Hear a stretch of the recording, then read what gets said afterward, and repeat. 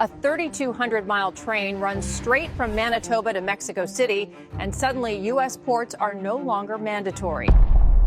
For more than a century, the United States did not merely participate in North American agriculture, it orchestrated it.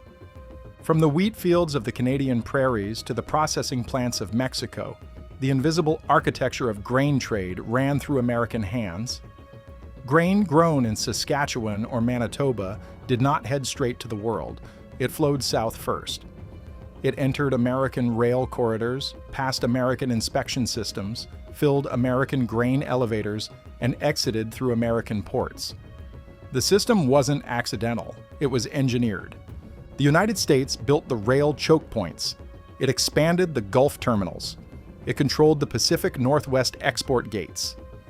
Canadian grain might have been grown under a different flag, but its global journey often depended on American infrastructure.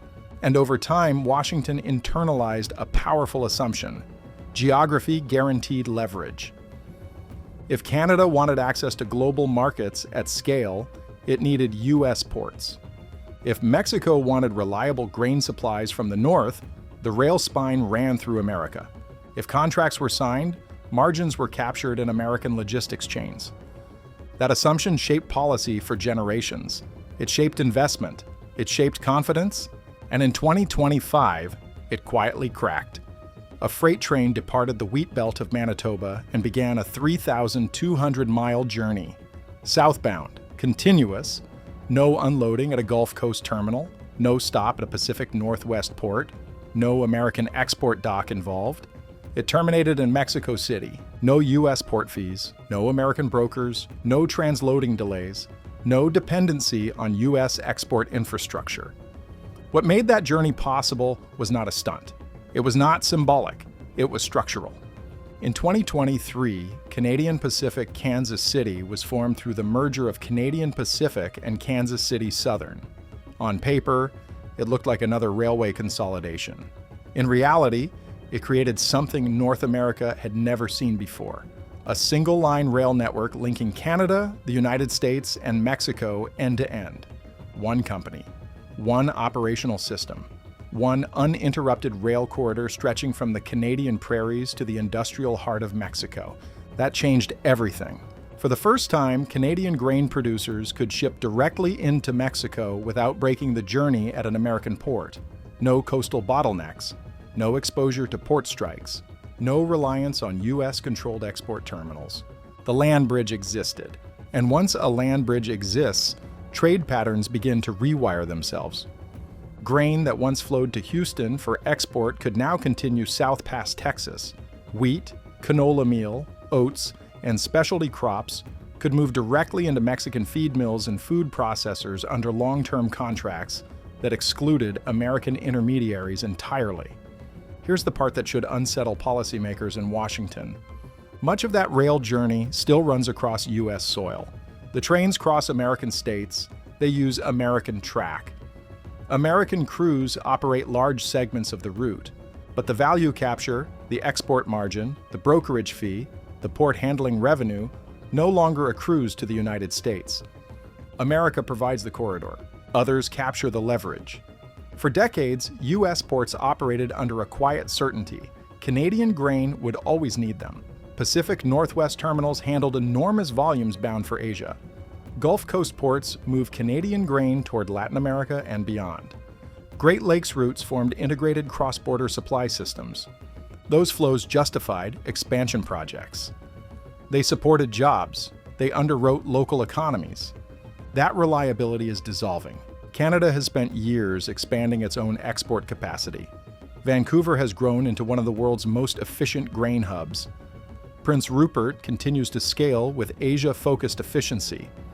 Eastern ports like Montreal and Quebec are modernizing to absorb higher volumes. Every ton shipped through Vancouver instead of Seattle shifts revenue. Every cargo routed east instead of through the Gulf weakens U.S. throughput. Every direct rail shipment to Mexico reduces American commercial intermediation. This isn't just a port story, it's a scale story. When Canadian and American grain moved together through U.S. channels, American exporters benefited from volume density. Larger combined shipments lowered per-unit freight costs. Blending improved quality consistency. Negotiating leverage strengthened with higher aggregate supply. As Canadian grain exits that ecosystem, those efficiencies fracture. U.S. exporters now face smaller volumes and higher per-unit costs. Meanwhile, Canadian suppliers compete head-to-head, without American middle layers inflating the price. The competition isn't unfair. It's structural, and it is being driven by one core factor: risk perception. Trade is built on trust, not sentiment, predictability.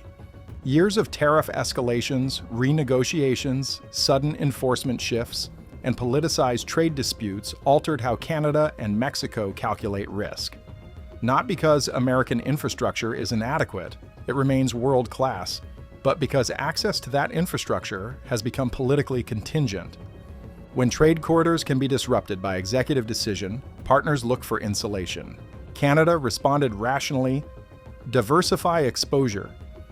Rail companies invested heavily in hopper fleets and locomotives. Port authorities expanded throughput, export certification systems were streamlined, regulatory friction was reduced. Each step reduced reliance on U.S. gateways. Mexico had its own incentive. Its livestock and poultry sectors are growing rapidly. Its food processors need stable grain supplies. And critically, Mexico seeks to reduce vulnerability to U.S. agricultural leverage. Direct procurement from Canadian producers accomplishes all three goals. Once those contracts lock in, they harden. A Mexican feed mill signing a multi-year rail contract has little incentive to reintroduce American intermediaries later. Infrastructure choices become sunk cost. Supply chains solidify, habits calcify.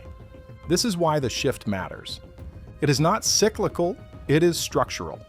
Every train that bypasses American ports normalizes independence from them. Every contract signed without U.S. brokers erodes their relevance.